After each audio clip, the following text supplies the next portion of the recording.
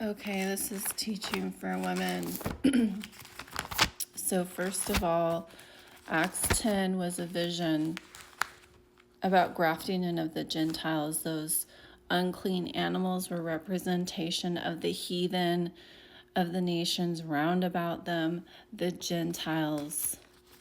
And he says, let no man be called common or unclean. It was to tell him to go preach to the Gentiles, you ignorant woman.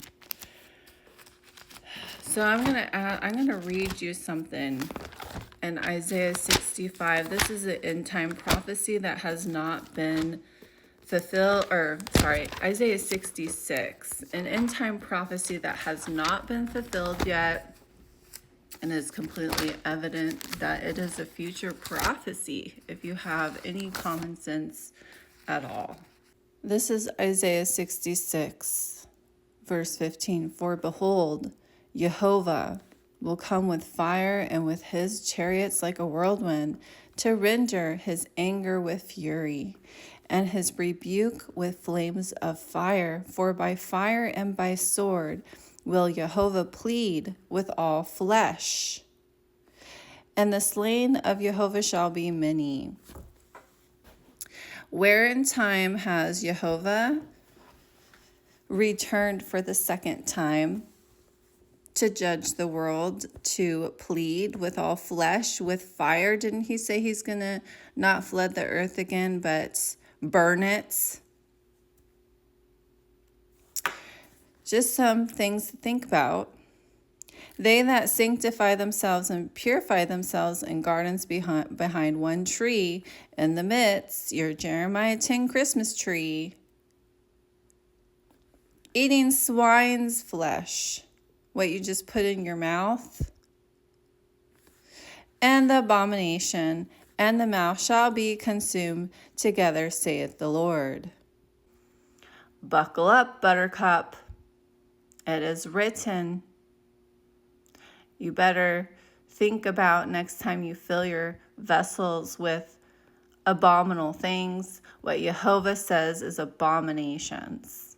You didn't take heed to the warnings in the New Testament that there's going to be many messiahs, false prophets, false messiahs who deceive many. 2 Thessalonians 2, the opposite themselves of Yahovah. There's 46,000 different Christian denominations who've accepted the lawless one in their hearts, the opposite himself of Yahovah, saying, oh, you can eat swine now and you shall not surely die. What did the serpent tell Eve? Oh, you can eat of that apple and you shall not surely die. This is Acts 15, okay?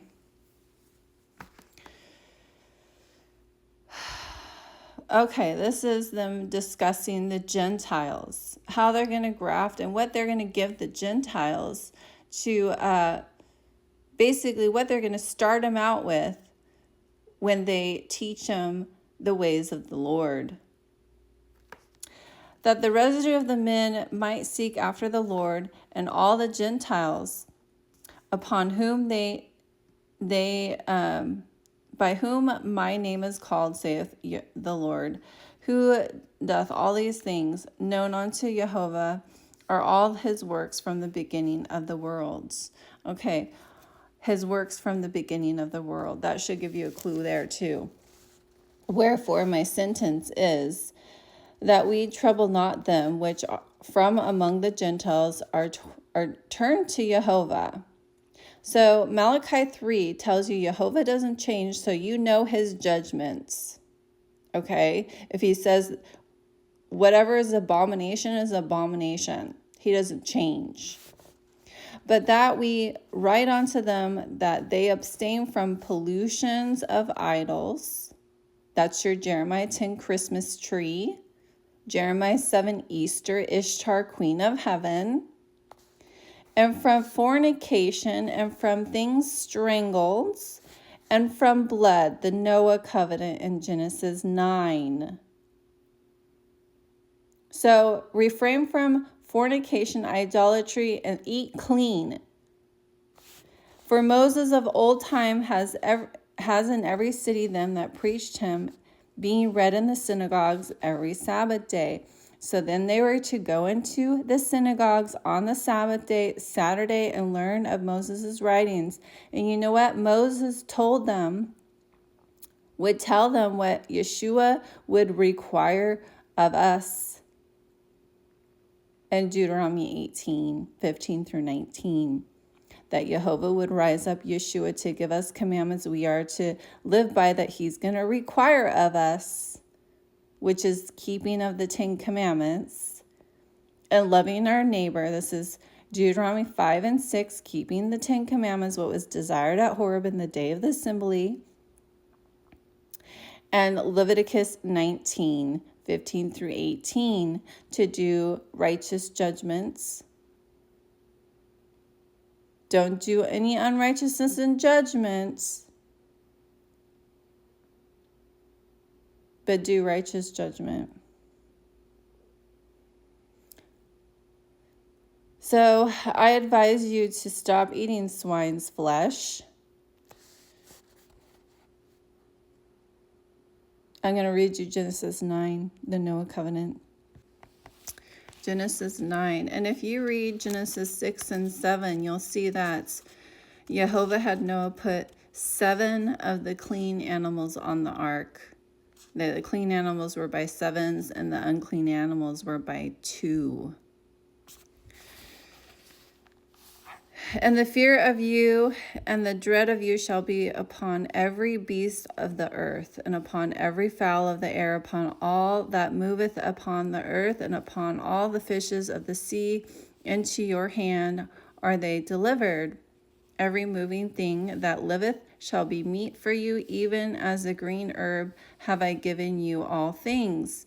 Now, people can be confused with this verse, but they got to read the whole thing. So the second verse 4 clarifies what this means. But flesh with the life thereof, which is the blood, Acts 15, thereof shall you not eat.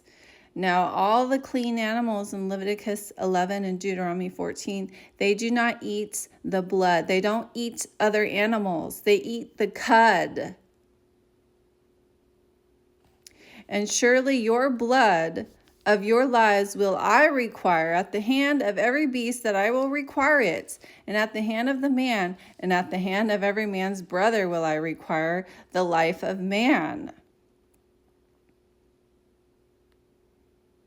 This is the Noah covenant. Whoso sheddeth man's blood, by man shall his blood be shed. So we are to eat clean and not murder our neighbor.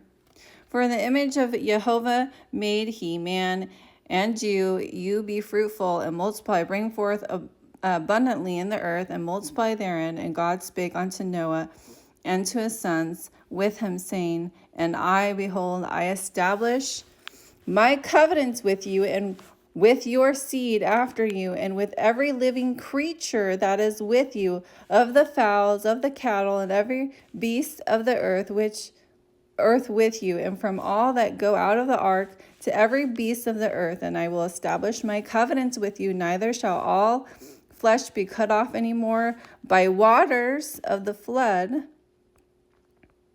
He's not going to flood the earth again, but he's going to come back with fire.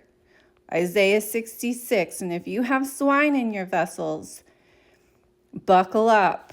Neither shall there any more be a flood to destroy the earth. And God said, This is the token of the covenant which I have made between me and you and every living creature that is with you for perpetual generations. Perpetual generations. That means until the end of time. I do set my bow in the cloud, the rainbow that is still in the sky today. So next time you see a rainbow in the sky and you're filling your vessels with swine's flesh, you can go read Isaiah 66, because Yahovah's not slack with his promise. He just is hoping that all